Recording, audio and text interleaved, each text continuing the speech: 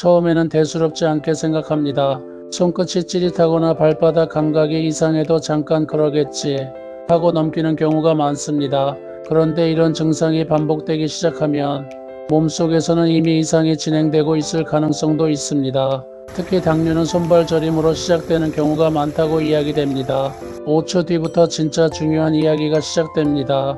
혈당이 계속 높아지면 가장 먼저 망가지는 것 중 하나가 바로 신경입니다.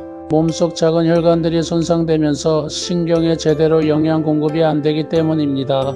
그러면 손끝과 발끝 감각이 이상해지기 시작합니다.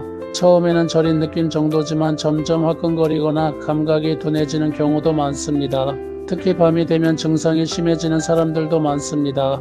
누워있으면 발바닥이 타는 듯하거나 손끝이 찌릿찌릿해서 잠을 설치는 경우도 있습니다. 그런데 많은 사람들이 단순 혈액순환 문제라고 생각하며 방치해버립니다.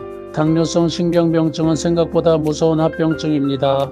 신경이 계속 손상되면 감각이 점점 무뎌지기 때문입니다. 특히 발 감각이 둔해지면 상처가 생겨도 잘 모르는 경우도 많습니다. 그리고 작은 상처가 염증으로 이어지고 심하면 살이 썩는 당뇨발까지 가는 경우도 있습니다. 그래서 당뇨 환자들이 발 관리를 매우 중요하게 생각하는 것입니다. 손발 저림과 함께 갈증이 심해지고 소변을 자주 보는 사람들도 있습니다. 또 밥을 먹어도 쉽게 피곤하고 몸이 무거운 느낌이 반복되기도 합니다. 이런 증상들이 함께 나타난다면 혈당 문제를 의심해 볼 필요가 있다는 이야기도 많습니다.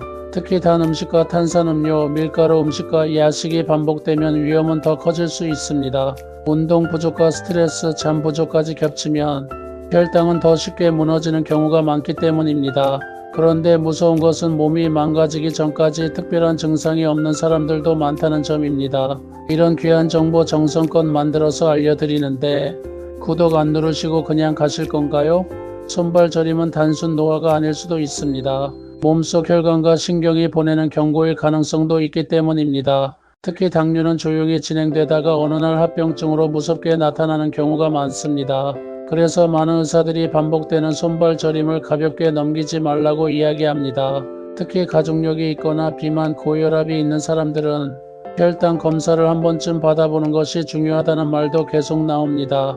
결국 손발 저림은 단순 피곤이 아니라 몸속 혈당과 신경이 무너지고 있다는 위험 신호일 수도 있습니다.